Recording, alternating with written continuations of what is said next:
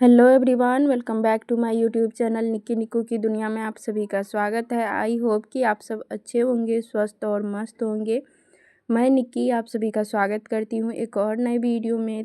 तो ये वीडियो है बुधवार की और इस रोज़ मेरी तबीयत थोड़ी थोड़ी बिगड़ी हुई थी, यानी कि जैसे काम करने की वजह से आँखों में जलन हो रही थी थोड़ा बहुत, और लग रहा था कि आँखें भरा भरा। तो मैं क्या की थी, काम बंद कर दी थी और इसी वजह से, यानी कि इसी बीच में मम्मी से बता रही थी, मम्मी देखो ना मेरी आँख में ऐसे हो गया। उसी बीच पापा जी सुन लिए तो तब तो और हो गया कि एक तो पापा मना ही करते काम करने के लिए, और सुन लिए तब तो और भी मना हो गया। तो मैं पूरे दिन ऐसे तो को ना ही कोई काम की हूँ, ना ही कुछ कर पाई हूँ, बस ऐसे ही ये 2-3 बजे के लगभग मैं ऐसे ब्लाउज़ कटिंग करने के लिए बैठी थी, क्योंकि काम तो है और तबीयत भी ठीक नहीं है, तो करते हम क्या, फिर ऐसे आए हम कटिंग करने के लिए, लेकिन नहीं हो पाया। जस्ट कटिंग ही किए, हम स्टिचिंग नहीं कर पाए। और फिर मैं क्या की, तभी तो स्टिचिंग नहीं की थी। शाम के टाइम में मैं बैठी थी सिलाई करने के लिए।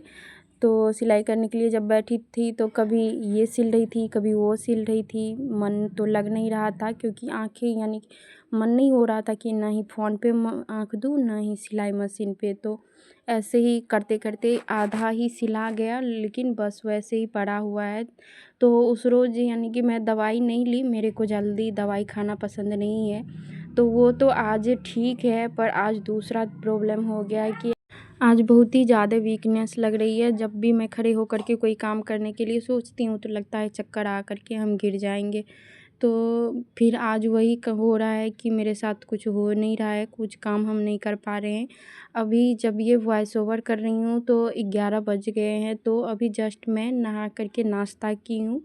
सुबह से जग गई थी मैं सवेरे ही, पर कोई काम नहीं हो पा रहा था, इस वजह से मैं थोड़ा सा आराम ही कर रही थी। और आराम करने के बाद मम्मी बोली नहा लो, उसके बाद नाश्ता कर लो तो थोड़ा सा अच्छा फील होगा।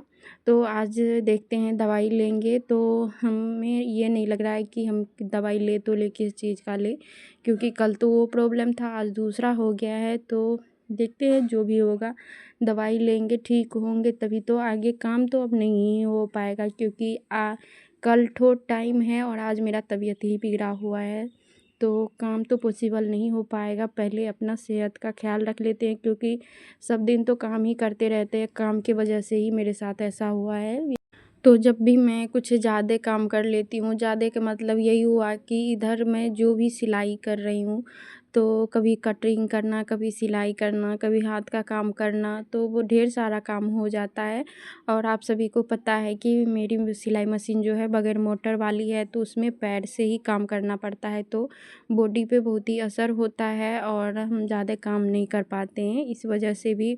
तो आज तो जो भी, यानी कि 10-15 ब्लाउज़ तो थे जो कि मैं 2 दिन में बना कर के देती, पर वो सभी ब्लाउज़ नहीं बन पाए हैं। और मैं कस्टमर को सभी को, यानी कि खबर दे दी हूँ कि नहीं हो पाएगा, अगर आपको कहीं बनवाना है तो बनवा लीजिए। पर वो सब बोले कि इसमें आपकी क्या गलती है, आप, यानी आप तो अगर सही रहते तो बना ही देते। ये बात तो सच है कि हमें कस्टमर को निराश करना अच्छा नहीं लगता, इस वजह से मैं सिल तो अभी भी लूँगी, लेकिन पापा देख लेंगे तो डांटेंगे, इस वजह से मैं नहीं कर रही हूँ। कल भी जब मैं सिलाई कर रही थी तो पापा कभी इधर उधर जा रहे थे, उस टाइम पे मैं कभी स्लीव्स बना ले रही थी, कभी फ्रंट बना ले रही थी। तो इस तरीके से फिर भी वो भी ब्लाउज कंप्लीट नहीं हुआ है, वो भी आधा अधूरा ही है। और मेरे लिए एक खुशी की बात तो है आज, यानी कि भैया आने वाले हैं। कभी भी हम लोग भैया से इतना दूर और इतने दिनों तक दूर नहीं रहे हैं, तो लगभग 7-8 मंथ हो गए हैं भैया को। और आज आ रहे हैं, 5 से 6 बजे तक में घर पहुंच जाएंगे, तो उसकी खुशी भी है। लेकिन बॉडी में एनर्जी का ठिकाना ही नहीं है, यानी क्या करे क्या ना करे कुछ समझ में ही नहीं आ रही है। इतने दिनों के बाद भाई से मिलूँगी, उसके बाद वो ऐसे देखेंगे तो कुछ बोलने से पहले 2-4 डांट तो ज़रूर से लगा देंगे, क्योंकि यानी मेरे घर में सब सिलाई के ख़िलाफ़ है, वो कोई सिलाई करने के लिए देते नहीं है। बस मैं अपनी खुशी के लिए करती हूँ, और ज़्यादा हो जाता है तो सबसे डांट सुनना पड़ जाता है, करे तो करे क्या।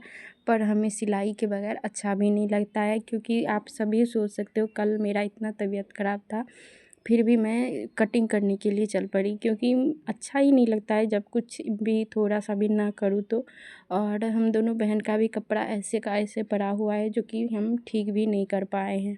और यहाँ पर जो मैं अभी कपड़े की कटिंग कर रही हूँ, तो यहाँ पे देख सकते हो ये जो मैं कट कर रही हूँ ये लाइनिंग है और मेन फैब्रिक येलो कलर का है। तो आप सब सोचोगे ऐसे कैसे, तो मेरे सारे कस्टमर ऐसे ही हैं, अपोजिट काम ही करते हैं। वैसे तो ये लाइनिंग का कपड़ा मैं खुद से दे रही हूँ, ये सूट जो मैं बनाती हूँ उन सभी में से ये फैब्रिक बच जाता है तो उसका मैं डाल रही हूँ, लेकिन मैं कस्टमर को बता करके दिखा करके देती हूँ। ऐसा नहीं कि मैं पीछे में ही बना दूँ और कस्टमर आए और दो बात बोल के जाए, तो ये हमें पसंद नहीं है। पहले ही मैं कस्टमर को दिखा देती हूँ और वो सब ऐसे ही उन सभी को पता है कि मैं ऐसे ही फैब्रिक दे करके बनाती हूँ। तो वो सब सिर्फ मेन फैब्रिक देते हैं और लाइनिंग बोलते हैं आप खुद से दे दीजिए। और बहुत सारे ऐसे भी हैं जो कि ख़रीद करके भी देते हैं, बहुत सारे ऐसे भी हैं कि जो बोलते हैं दे दीजिए। और वो बहुत तो ऐसे भी हैं कि जो खुद से भी देते हैं तो वो डिफरेंट कलर ही देते हैं, तो अब उसकी मर्ज़ी, उसमें तो हम कुछ कर नहीं सकते हैं। तो बस वही मैं लाइनिंग कट कर ली हूँ अब मेन फैब्रिक पे रख करके। और ये जॉर्जेट फैब्रिक जो होता है ये बहुत ही फिसलता है, तो इसको कटिंग करने में बहुत ही दिक्कत होता है। और अगर यहाँ पर कटिंग नहीं करते हैं तो सिलाई मशीन पर बहुत दिक्कत होता है, क्योंकि वहाँ पे एक तो जगह छोटा रहता है, ऊपर से फिसलते रहता है। तो इसी वजह से मैं यहीं पे कटिंग कर ले रही हूँ ताकि आसानी हो। लेकिन और इस वाले लाइनिंग का हमें 30 रुपये मिल जाता है। ऐसे अगर ख़रीदने के लिए जाते हैं तो 40 रुपये लगता है, लेकिन यहाँ पे जबकि मैं एक ही कलर का अच्छा फैब्रिक है तो उतना मैं देखती नहीं हूँ, थोड़ा ऊपर नीचे करके दे देती हूँ, तो 30 रुपये में देती हूँ। तो इसी वजह से कस्टमर ज़्यादातर मेरे से ही लेते हैं। और जब वो मार्केट ख़रीदने जाते हैं तो 40 रुपये पड़ता है, तो इस वजह से भी मेरे पास आते रहते हैं। तो ये कपड़ा भी मेरा रीयूज हो जाता है, बर्बाद नहीं होता है। तो काम करने के लिए जब तरीका पता रहता है तो आपका छोटा सा छोटा टुकड़ा भी बर्बाद नहीं होता है, बस काम करने के लिए आना चाहिए। और मैं कोई भी ऐसे जहाँ जिस तरीके से भी मैं यहाँ पे कटिंग कर रही हूँ, तो इसमें से भी अगर जॉर्जेट का फैब्रिक भी बच गया तो मैं उस फैब्रिक को फेंकती नहीं हूँ, उस फैब्रिक का भी रीयूज कर लेती हूँ। और जब कभी भी आप ब्लाउज़ सिले, चाहे सूट सिले, कुछ भी सिले, तो उसके जो बचे हुए फैब्रिक होते हैं उसको रीयूज नहीं कर लेना चाहिए। कम से कम 15-20 दिन तो आप रखिए ही रखिए, क्योंकि कस्टमर जब ट्राई करते हैं तो 10-15 दिन तक चांस रहता है कि अगर थोड़ा सा भी ऊपर नीचे हुआ तो कस्टमर आपके पास आ सकते हैं, तो आने के चांसेस रहते हैं। तो इसीलिए आप थोड़ा वेट कर लीजिए, उसके बाद यूज की क्या कीजिए, ताकि अगर वो आ जाए, अगर को थोड़ा सा फैब्रिक का ज़रूरत पड़े तो आप कहाँ से दोगे। और 1 मंथ के बाद तो किसी भी चीज़ का नहीं रहता है कि, यानी कि अगर आप बड़े बड़े बुटीक में कपड़े भी दोगे तो 1 मंथ तक ही वो रहते हैं, कि आप अगर 1 मंथ के अंदर ले गए तो ठीक, नहीं ले जाओगे तो आपके कपड़े का कोई ज़िम्मेदारी नहीं। तो हम लोग के यहाँ तो साल साल 1.5 साल तक रह जाता है, कोई ले नहीं जाते। तो गाँव में ऐसे बहुत सारे होते रहते हैं, तो क्या करें। तो यहीं पे मैं कटिंग ही कर रही थी, उसी बीच मुझे सिलाई के रुपए मिले 400 रुपये। तो आजकल बस यही है, भगवान की दुआ से जितना मैं मेहनत की हूँ उन सभी का रुपए मिल रहा है, तो खुशी होती है जब हम कोई काम करते हैं और उसका रुपए मिल जाता है, तो अच्छा लगता है। वैसे भी मेरे गांव के कस्टमर बहुत ही उलझा करके रखते हैं, जो भी बाहर के कस्टमर रहते हैं तो वो सब नहीं उलझाते। वो सब तो जब फैब्रिक देते हैं तो साथ साथ भी रुपए दे देते हैं, और नहीं तो जब लेने के लिए आते हैं तो उस टाइम पर भी दे देते हैं।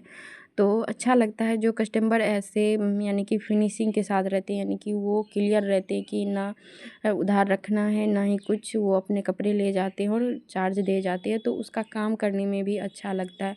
जो ऐसा रहता है ना कि हाँ देंगे कभी देंगे, तो उसका सिलाई करने में भी ऐसे ही रहता है कि हाँ बनाएंगे कभी जब मन होगा तब, क्योंकि जो ऐसे कस्टमर होते हैं दे देते हैं तो उसमें मन लगता है काम करने में। आप सब खुद सोच सकते हो कितना मेहनत लगता है सिलाई के काम करने में, और कस्टमर ये सब बात नहीं समझते हैं। तो क्या कर सकते हैं, गांव में है सिलाई करने, तो सब तरीके के कस्टमर को आपको देखना पड़ेगा। तो इसी वजह से मैं करती हूँ सिलाई, और जो भी होता है जिस तरीके से काम करती हूँ उतना मैं अच्छा खासा कमा लेती हूँ। और यानी कि ये होता है जिस टाइम पे आप सब आराम करते हो उस टाइम को यूज करके मैं रुपए कमा लेती हूँ। तो सबसे बेस्ट मेरे लिए यही बात है। तो यहाँ पे देख सकते हो मैं कपड़े की कटिंग कर ली हूँ, मेन फैब्रिक पे और भी कटिंग कर ली हूँ। तो सिलाई सब का कुछ भी शूट नहीं की हूँ और आज का वीडियो छोटा सा ही है। वैसे तो वीडियो अपलोड करने का मन नहीं हो रहा था, लेकिन जब मैं नहा धोआ करके आई तो थोड़ा सा अच्छा फील कर रही थी, तो सोची कि चलिए अगर वीडियो शूट किया हुआ है तो आप सभी तक पहुंचा देते हैं। और ये खुशी भी बतानी थी कि भैया आ रहे हैं, और आप सभी से बातें करते रहती हूँ, बताते रहती हूँ और कुछ शेयर करती हूँ, तो इस वजह से मैं सोची कि आप सभी के साथ भी शेयर कर दूँ। तो ये मेरा वीडियो आप सभी को थोड़ा सा भी अच्छा लगा हो तो please like share and comment ज़रूर से कर दीजिएगा। मैं मिलती हूँ नेक्स्ट वीडियो में, तब तक के लिए राधे।